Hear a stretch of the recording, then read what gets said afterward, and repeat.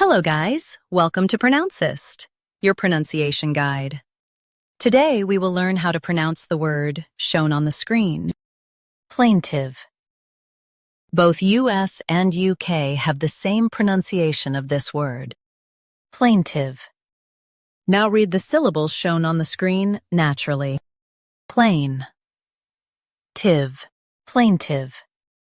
Emphasize plain and soften tive. Plain. Tive. Plaintive. Emphasize plain and soften tive. Plain. Tive. Plaintive. Emphasize plain and soften tive. Plain. Tive. Plaintive.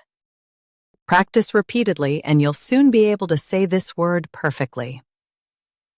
The best way to practice is to repeat the syllable multiple times. The meaning of the word is expressing sorrow. Try repeating this word several times to improve your pronunciation. We post daily videos on useful and commonly mispronounced words to help you speak clearly and confidently. Like this video and subscribe to Pronouncist for more pronunciation guides. Thanks for watching us.